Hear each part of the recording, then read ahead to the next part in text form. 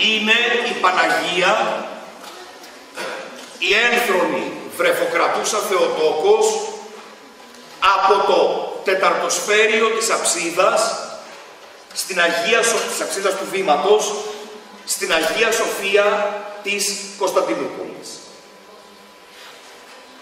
Θα σας πω ότι στο παρελθόν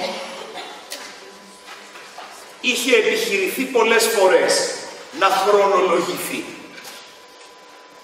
και με κριτήριο μάλλον μόνο την τεχνοτροπία. Το αποτέλεσμα ήταν η παράσταση να έχει χρονολογηθεί με κριτήριο μόνο την τεχνοτροπία από τον 9ο μέχρι και το 14ο αιώνα. Σας το λέω για να καταλάβετε πόσο ανασφαλές κριτήριο είναι η τεχνοτροπία από μόνη της. Οι Τζέκινς όμως και Μάνγκο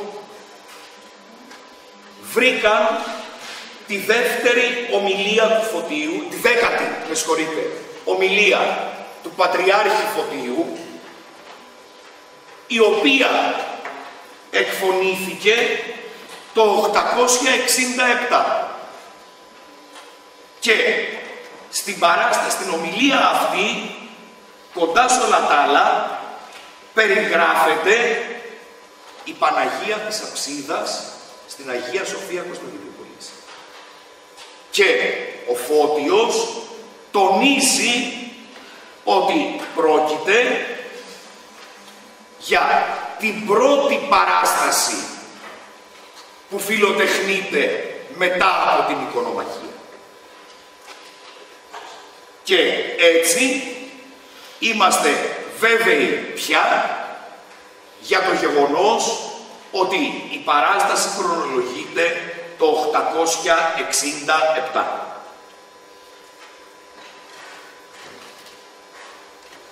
Η Παναγία καθήμενη σε θρόνο χωρίς ερησίνοτο. Ερησίνοτο είναι η πλάτη του θρόνου, η ράχη του θρόνου. Έτσι, εδώ δεν υπάρχει κάτι τέτοιο. Λοιπόν, και κρατεί στον άξονα του σώματός της το Χριστό. Φοράει μπλε μαφόριο, ενώ ο Χριστός χρυσό ένδυμα. Παρατηρήστε ότι ο Χριστός βρίσκεται στο κέντρο του σώματος.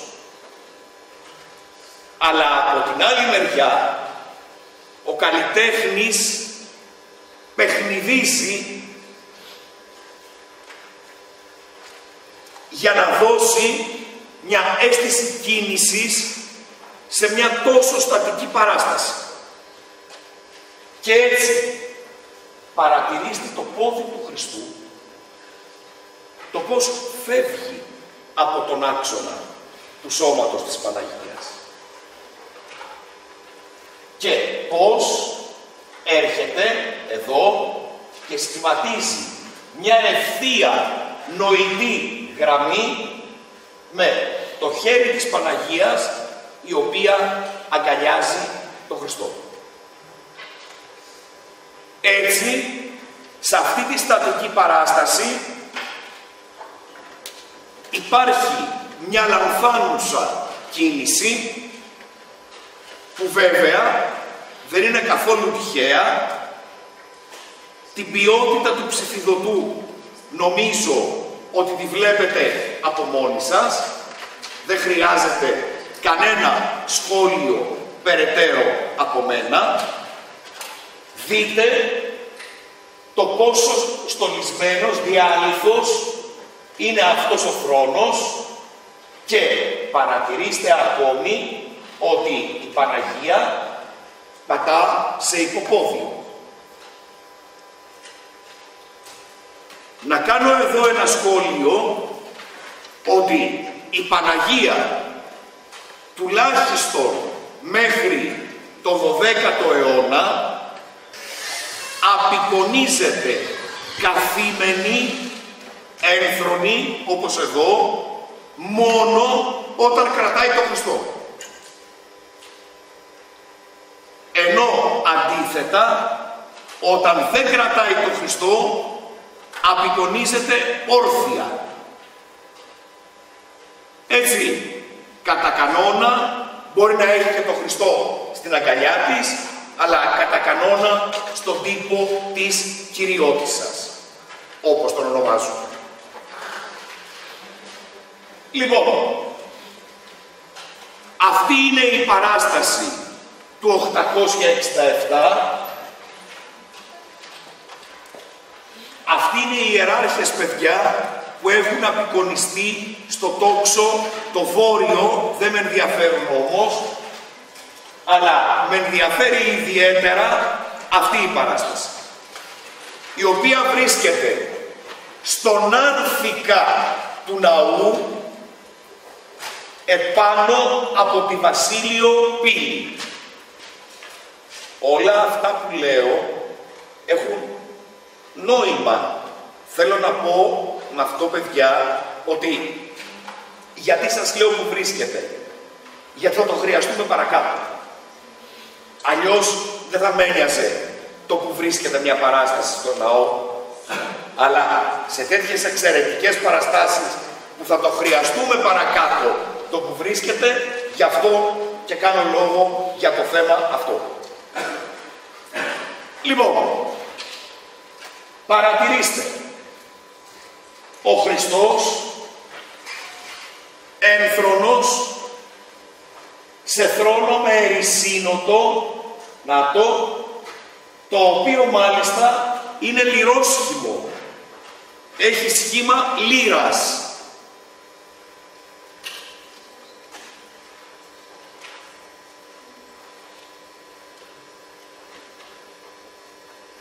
Λοιπόν, καθήμενος εδώ, με το δεξί χέρι ευλογεί και στο αριστερό κρατεί κώδικα ανοιχτό, στον οποίο υπάρχει η επιγραφή «Ειρήνη ημίν, εγώ ημί το φως του κόσμου». Όλα αυτά θα μας χρειαστούν για την ερμηνεία της παράστασης. Παρατηρήστε ότι ο Χριστός πατά σε υποπόδιο και στα αριστερά απεικονίζεται ένας αυτοκράτορας σε στάση προσκύνησης προς τον Χριστό. Αυτοκράτορας σε στάση προσκύνησης. Θέμα ιδιαίτερα σπάνιο, ακόμη και στα εικονογραφημένα χειρόγραφα. Συνήθως οι αυτοκράτορες απεικονίζονται όρθιοι και πιο πάνω από αυτούς είναι η μορφή του Χριστού, που είτε τους στέφει είτε τους ευλογεί. Έτσι, κυρίως σε εικονογραφημένα χειρόγραφα. Εδώ λοιπόν έχουμε ένα πολύ σπάνιο θέμα, τον αυτοκράτορα σε προσκύνηση. Και δείτε ότι υπάρχουν εκατέρωθεν του Χριστού δύο μετάλλια, ένα με τη μορφή της Παναγίας, εδώ, και ένα με τη μορφή του Αρχαγγέλου. Παρατηρήστε, σας παρακαλώ, σε επίπεδο τεχνοτροπικό μόνο, θα επανέλθω στην τεχνοτροπία στη συνέχεια, παρατηρήστε ότι ενώ έχουμε μάθει πως η βυζαντινή τέχνη χαρακτηρίζεται από συμμετρία, η παράσταση αυτή είναι ασύμμετρη, καθώς δεν υπάρχει στα δεξιά εδώ το πάρισσον της μορφής του αυτοκράτορα που βλέπουμε στα αριστερά. Αλλά αντίθετα υπάρχει ένα χρυσό αντιρεαλιστικό βάθος και δήλωση υποτυπώδης του εδάφους με αυτές τις ψηφίδες. Λοιπόν, έχει προκαλέσει μεγάλη συζήτηση το ποιος είναι ο αυτοκράτορας αυτός, γιατί απεικονίζεται σε προσκύνηση και είναι αυτοκράτορας. Γιατί να απεικονίσει τον εαυτό του στον Άρθηκα ή γιατί να ζητηθεί να απεικονιστεί όποιος έδωσε την παραγγελία για την παράσταση στον Άρθηκα και όχι στο εσωτερικό του ναού, στον κυρίως ναό.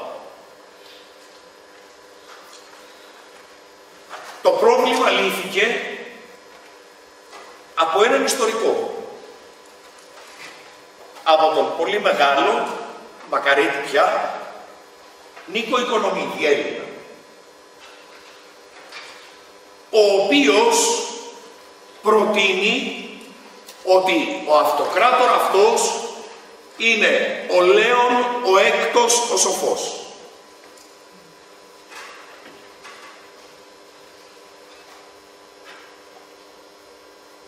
Ο οποίος Λέων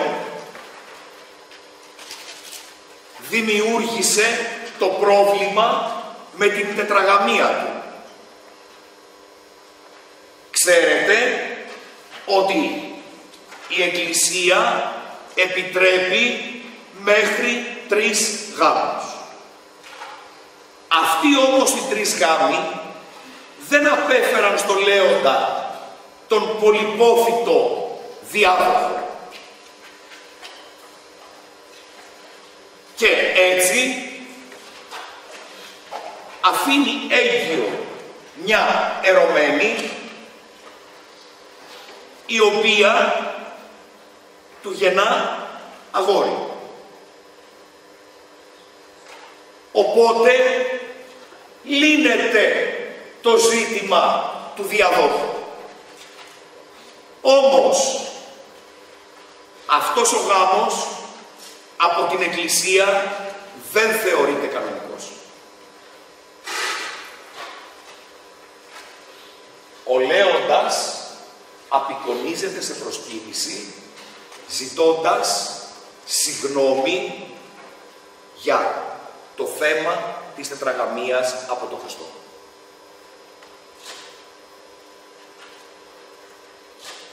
Η παράσταση βρίσκεται στον Άρθηκα, όπως είπαμε. Μπορείτε τώρα να μου πείτε το γιατί. Να μου πείτε εσείς το γιατί. Με αυτά που σας είπα και όσα έχουμε μάθει σε αυτό το εξάμηνο, έχετε όλα τα δεδομένα για να δώσετε την απάντηση. Παρακαλώ. Στον Άρθηκα περίμεναν οι μετανοούντες. Μάλιστα. Πριν μπουν στην Εκκλησία. Πολύ ωραία. Θυμηθείτε ότι ο Νάρθηκας ήταν χώρος στον οποίο εκτός από τους κατοικουμένους παρέμεναν και οι μετανοούντες. Αυτοί οι οποίοι είχαν διαπράξει κάποιο αδίκημα και δεν τους επιτρεπόταν η είσοδος στο ναό.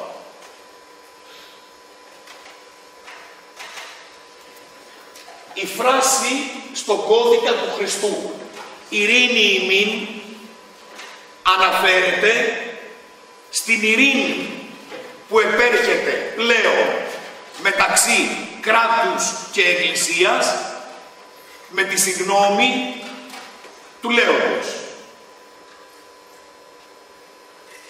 Η φράση από την άλλη μεριά «Εγώ είμαι το φως του κόσμου» αναφέρεται φυσικά στον Χριστό, αλλά αναφέρεται και στην υποχρέωση του αυτοκράτορα να διαδώσει τον χριστιανισμό σε αυτούς που ακόμη δεν είναι χριστιανοί. Υπόσχεται να το κάνει μέσω της φράσης αυτής. Δείτε, με άλλα λόγια, το πόσο πολυεπίπεδη είναι η ανάγνωση αυτής της παράστασης. Και ακόμη δεν έχουμε τελειώσει. Η Παναγία και ο Αρχάγγελος. Σε ποιο εικονογραφικό θέμα παραπέμπουν? Πού έχουμε απεικόνιση Παναγίας και Αρχαγγέλου? Ναι, δεσποινίσου. Δυνατά σας παρακαλώ. Στον Ευαγγελισμό βεβαίως της Θεοτόκου. Άρα, στην πραγματικότητα εδώ έχουμε μια σχηματοποιημένη απεικόνιση του Ευαγγελισμού της Θεοτόκου.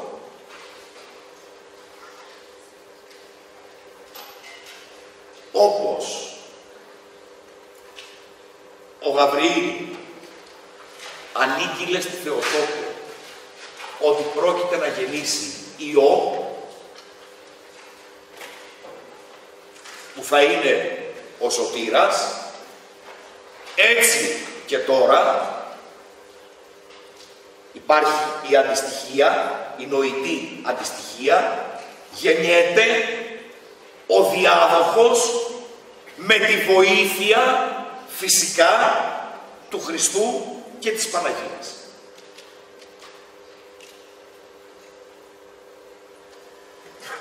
Αυτή είναι η κυρίαρχη άποψη, γιατί υπάρχουν κι άλλες βέβαια, για τις μορφές που βλέπουμε εδώ στο ψηφιδωτό. Όσον αφορά στην τεχνοτροπία, με νοιάζει να παρατηρήσετε ότι έχουμε πολύ μεγάλα άκρα, χέρια και πόδια, εδώ, τα χέρια του λέοντος επίσης, σε σχέση με το σώμα.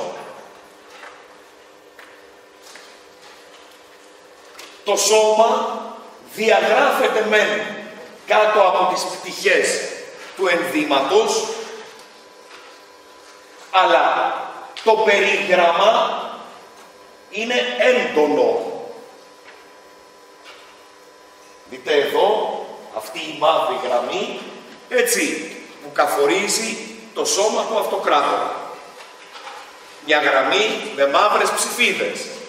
Μεγάλη, έτσι. Και αυτό είναι που ονομάζουμε στην τέχνη έντονο περίγραμμα. Από την άλλη μεριά, η πλαστικότητα που υπήρχε στο πρόσωπο της Παναγίας και του Χριστού, εννοώ με αυτό ότι, όπως το βλέπετε, είναι αποδοσμένα και τα δύο σαφώς με ζωγραφικό τρόπο. Έχουμε μιλήσει για το τι είναι ο ζωγραφικός και τι είναι ο γραμμικός, δεν επανέρχομαι. Είναι λοιπόν αποδοσμένα με έναν σαφώς ζωγραφικό ή αλλιώς πλαστικό τρόπο. Γι' αυτό και το έργο έχει συνδεθεί με το φαινόμενο που λέγεται μακεδονική αναγέννηση. Λοιπόν, αντίθετα, εδώ δεν έχουμε τα χαρακτηριστικά της μακεδονικής αναγέννησης, ενώ θα τα περιμέναμε.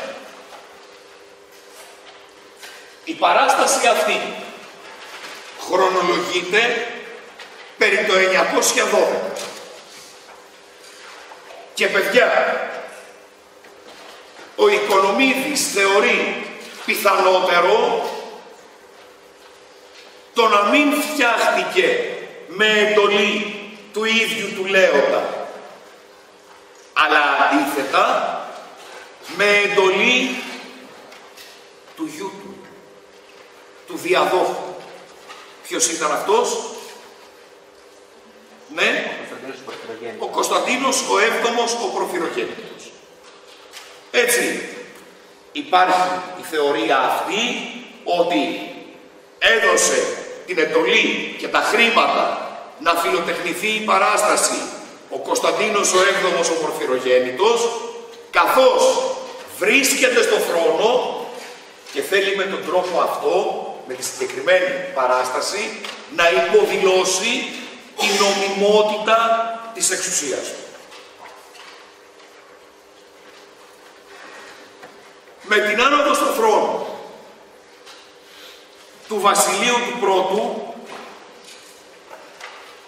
ο οποίος σκοτώνει τον προηγούμενο, τον Μιχαήλ τον Τρίτο, τον εραστή του αυτοκράτορα, τον σκοτώνει. Ναι, εραστές ήταν. Σαφέστατα από τα κείμενα. Σχεδόν το λένε με το όνομά τους. Σχεδόν. Αλλά είναι σαφές στα κείμενα. Λοιπόν, τον σκοτώνει και αναλαμβάνει εκείνος μόνος του την εξουσία. Αρχίζει έτσι ένα φαινόμενο το οποίο ονομάζεται μακεδονική αναγέννηση. Και το λέμε μακεδονική αναγέννηση κυρίως επειδή απαντά την εποχή των Μακεδόνων. Βέβαια, στη Μακεδονική δυναστεία, από την εποχή του Κωνσταντίνου του Πορφυρογεννήτου ξεκινάει και από την άλλη μεριά παρατηρείται μόνο στην Κωνσταντινούπολη, πουθενά αλλού και μόνο στην εικονογραφία χειρογράφων, στην εικονογράφηση χειρογράφων, όπως επίσης και στη μικροτεχνία. Ελεφαντοστά, έργα από πολύτιμα μέταλλα κτλ. Εκεί είναι που συναντάμε τη μακεδονική αναγέννηση. Και αυτή η μακεδονική αναγέννηση είναι αυτό που κλείνει το στόμα κυριολεκτικά όποιον λένε ότι ο Βυζαντινός καλλιτέχνης είναι υποδεέστερος των απαιτήσεων της τέχνης. Θα δούμε 2-3 μόνο παραδείγματα. Το παράδειγμα το οποίο βλέπουμε εδώ προέρχεται από τον κώδικα Παριζίνους Γκρέκους 139. Είναι ένα ψαλτήρι και αυτό, αλλά ανήκει σε μια άλλη κατηγορία ψαλτηρίων, στα ονομαζόμενα αριστοκρατικά ψαλτήρια, τα οποία έχουν ολοσέλιδες μικρογραφίες, συνήθως τοποθετημένες στην αρχή του κώδικα. Λοιπόν, αυτό που βλέπετε εδώ είναι η μικρογραφία με την προσευχή του Ισαΐα. Ο Ισαΐας, ο προφήτης, βλέπετε, υπομνηματίζεται, προσεύχεται. Εδώ το χέρι του Θεού, από το οποίο εκπέμπονται ακτίνες φωτός, και δείτε αυτή τη μορφή. Πόσο κλασική είναι. Στις αναλογίες, στη στάση κοντραπόστο, στο σώμα το οποίο διαγράφεται με απόλυτη σαφήνεια κάτω από το ένδυμα, και πόσο έντονες είναι οι κλασικές αναμνήσεις. Έτσι, είναι ένα φαινόμενο μοναδικό στη βυζαντινή τέχνη η απεικόνιση τέτοιων παραστάσεων. Εδώ βλέπουμε ένα παιδί που έρχεται κρατώντας έναν δαυλό αναμένο, και το παιδί αυτό είναι ο όρθρος, η αυγή. Η μακεδονική αναγέννηση, κοντά σε όλα τα άλλα, χαρακτηρίζεται από την αγάπη στις προσωποποιήσεις. Αγαπά ιδιαίτερα την απεικόνιση προσωποποιήσεων. Λοιπόν, παρατηρήστε ότι αυτό το παιδί, πάλι πλασμένο, όπως και όλες οι μορφές, σαφέστατα με κλασικό τρόπο, πλασμένο με ζωγραφικό τρόπο όπως και όλες οι υπόλοιπες μορφές, και βέβαια είναι σαφής η καταγωγή του από τους ερωτηδείς της αρχαιότητας. Ως πρότυπο δηλαδή για την απεικόνισή του είχε χρησιμοποιηθεί προφανώς κάποιος ερωτηδέας της αρχαιότητας. Η τελευταία μορφή είναι η νύξ, η νύχτα. Δείτε την υπέροχη αντιστοιχία. Η νύχτα με τον όρθρο. Η μέρα που φεύγει, μεγάλη. Η νέα μέρα που μόλις χαράζει, μικρή. Η μορφή που της προσωποποιεί. Δείτε τον σβησμένο δαυλό που κρατά η νύχτα.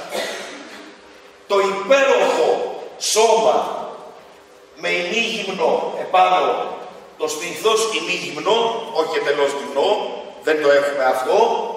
Λοιπόν, με κλασική σαφέστατα πτυχολογία και με αυτό τον υπέροχο πέπλο κοστιμένο με αστέρια. Ειδικά για τη νύχτα έχει βρεθεί και τι χρησιμοποιήθηκε ως πρότυπο. Η απεικόνιση της σελήνης στη λεγόμενη σαρκοφάγο του Ενδυμίωνος. Εκεί η σελήνη απεικονίζεται, κλασική σαρκοφάγος αυτή, απεικονίζεται ακριβώς με αυτόν τον τρόπο. Θα μου πείτε, τα είχε μπροστά του ο καλλιτέχνης, τα έβλεπε και τα αντέγραφε? Όχι. Αλλά η αντιγραφή αυτή γινόταν μέσω άλλων εικονογραφημένων χειρογράφων, τα οποία δεν έχουν διασωθεί. Έχουμε πει άλλωστε ότι η χριστιανική εικονογραφία δημιουργείται στην αρχή της τουλάχιστον από τις ευλογίες. Έχουμε πει τι είναι οι ευλογίες, λοιπόν, και από τα εικονογραφημένα χειρόγραφα.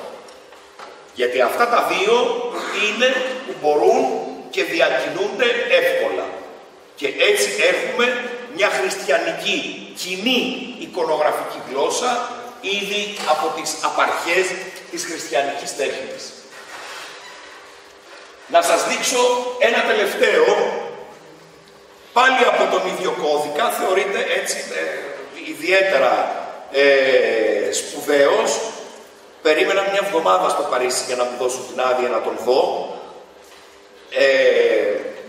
Περνάς από 40 κύματα για να τον δεις, και αν σε αφήσουν. Λοιπόν, δυστυχώς οι φωτογραφίες, ενώ είναι παρμένες από καλό βιβλίο, θέλω να σας πω, παιδιά, ότι χάνουν. Αν το δείτε από κοντά, δεν μπορείτε να φανταστείτε πόσο λαμπερά είναι τα χρώματα, πόσο ζωντανά και κατά συνέπεια πόσο εκφραστικά για αυτόν που το βλέπει. Εδώ λοιπόν έχουμε τους Ισραηλίτες που οδηγούνται από το Μωυσή στην έρημο. Παρατηρήστε ότι όλες οι μορφές υπομνηματίζονται Μωυσής, Ισραηλίτε, και δείτε εδώ μια ανδρική μορφή προσωποποίηση της ερήμου. Και προσέξτε ότι ενώ είναι η έρημος, θηλυκό, εντούτοις προσωποποιείται με ανδρική μορφή. Είναι ένα θέμα με το οποίο ασχολούμαι τώρα. Δεν έχω ακόμη βρει απαντήσεις για να σας τις έλεγα. Λοιπόν, η νύχτα, όπως την είδαμε και πριν, απλά τώρα η μίσομη μορφή και δείτε εδώ τη στήλη φωτιάς που οδηγεί τους Ισραηλίτες τη νύχτα σύμφωνα με το κείμενο της Εξόδου. Και κάτω η διάβαση της ερυθράς θαλάσσης. Τα στρατεύματα του Φαραώ πώς καταποντίζονται στην ερυθρά θάλασσα όταν επανέρχονται τα νερά. Λοιπόν, παρατηρήστε τους πνιγμένους εδώ πώς προσπαθούν να σωθούν, τα πνιγμένα άλογα τα οποία πνίγονται, ανθρώπινα μέλη τα οποία φαίνονται να εξέχουν και από εκεί και μετά παρατηρήστε εδώ απεικονίζεται ο ίδιος ο Φαραώ. Νάτος, υπομνηματίζεται από πάνω. Μη σας νοιάζει το φωτοστέφανο, έχουμε ξαναπεί, έτσι, ότι οι αυτοκράτορες και ο Φαραώ είναι βασιλιάς, λοιπόν, της Αιγύπτου φέρουν φωτοστέφανο, ο οποίος πνίγεται και αυτός. Κάτι που δεν ισχύει, βέβαια. Δεν αναφέρεται στην έξοδο ότι πνίγηκε και ο Φαραώ.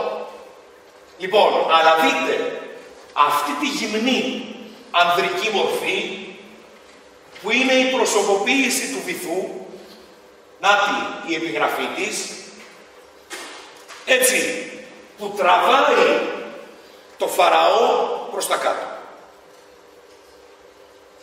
Σαφέστατα κλασμένη η ανδρική μορφή με τα πρότυπα της κλασικής τέχνης, άλλωστε γι' αυτό μιλάμε για αναγέννηση. Αναγέννηση σημαίνει πάντα, όσες φορές και αν χρησιμοποιηθεί αυτός ο όρος, επιστροφή στην κλασική αρχαιότητα. Επιστροφή στο κλασικό. Έτσι, αυτό είναι αναγέννηση όπου σε οποιοδήποτε σημείο της ιστορίας βρείτε τον όρο. Της ιστορίας της τέχνης εδώ. Και τέλος εδώ, η προσωποποίηση της θάλασσας.